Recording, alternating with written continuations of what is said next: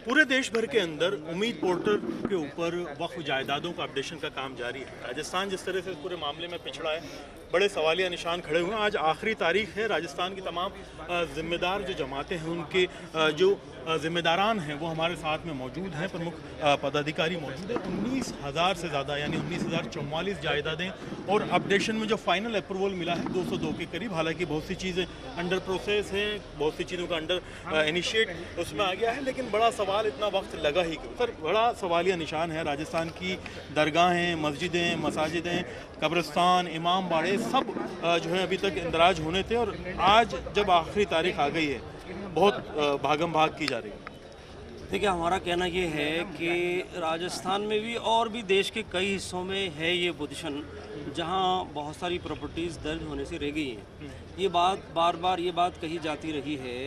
एक बात तो हमने ये कही थी शुरू में कि भाई सुप्रीम कोर्ट में जब मामला चल रहा है तो सुप्रीम कोर्ट का मामला चल रहा है तो उम्मीद पोर्टल के मामले को एक्सटेंड करना चाहिए था। एक बात केंद्र सरकार से ये बात कही गई, लेकिन नहीं माना उन्होंने, और एक टाइम एक लिमिट कर दिया कि इतने में उम्मीद पोर्टल पर आना है। भाई पहले फैसला तो हो जाए कि वो कानून इम्प्लीमेंट होने जा रहा है, इधर तो अपने तौर पे इम्प्लीमेंट कर दिया।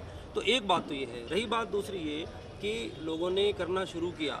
उम्मीद पोर्टल जो इन्होंने बनाया है, एक तो बहुत सारी चीज़ें उसमें ऐसी कर दी गई हैं, बहुत सारी चीज़ें लाजमी कर दी गई हैं, बहुत सारे डॉक्यूमेंट्स पुराने उनको तलाश करने में, जमा करने में बहुत मतलब जटिल है, बहुत मुश्किल कर दी गई। पहले हमें समझना था कि उम्मीद पोर्टल के ऊपर क्या ये सारी वक्त संपत्तियाँ डाउन अपलोड करना लाजिम है, क्योंकि ऑलरेडी जब सारी सरकारें, राज्य सरकारें वक्फ बोर्ड को कायम किए हुए हैं, वक्फ बोर्ड के अंदर ऑलरेडी सब कुछ ये दर्ज है, तो फिर ये दोबारा दर्ज करने की नौबत क्यों आई साहब?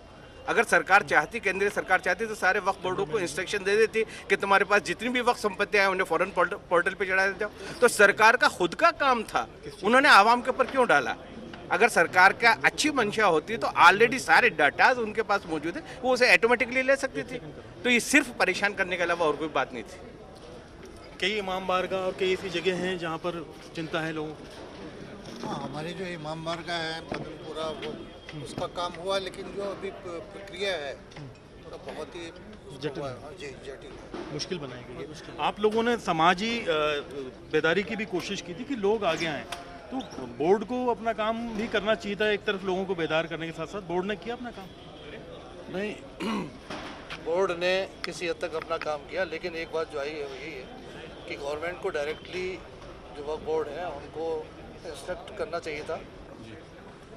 देखिए, ये तो हुआ है कि आखिर में जाकर के लोगों ने बहुत तेज़ी के साथ इसको करवाना शुरू किया है। अब अव्वल तो ये है कि सरकार ने ये जो फैसला किया था ये गलत था, लेकिन अब चूँकि उम्मीद पोर्टल पे जाने का जो है मुस्लिम पर्सनल बोर्ड ने फैसला किया, तो लोगों ने जायदादों को बड़ी तादाद में रजिस्टर कराने की कोशिश की, लेकिन बहुत सारी, एक तो ये है कि सबसे बड़ा मसला तो यही था कि पोर्टल इतना स्लो चल रहा था कि बावजूद कोशिश के जितनी जायदादें जो है वो रजिस्टर्ड हो सकती थी आसानी के साथ, वो नहीं हो पाई। दोबारा से सोचें कि ये ट्रिब्यूनल की जगह अभी वक्त और ज़्यादा बढ़ा देना चाहिए, ताकि लोगों को, अभी जो लोग अवेयर हुए हैं इस मसले पे, उसमें तमाम जो जायदादें हैं वक्त की जो इधर उधर हो रही है और लोगों में जो अभी थोड़ी जानकारी बढ़ी है, उससे मैं समझता हूँ कि उनको वो दर्ज कराने में कामयाब हो सके। जी बिल्कुल। तो आप देख सकते हैं कि राजस्थान के अंदर बहुत सी वक्फ जायदादें, 19,044 तो वक्फ बोर्ड के अंदर दर्ज है। वक्फ बोर्ड को 6 महीने का वक्त मिला था, लापरवाही रही, तंजीम ने भी कोशिश की और गफलत रही एक बयान के बाद में। लेकिन अब बड़ा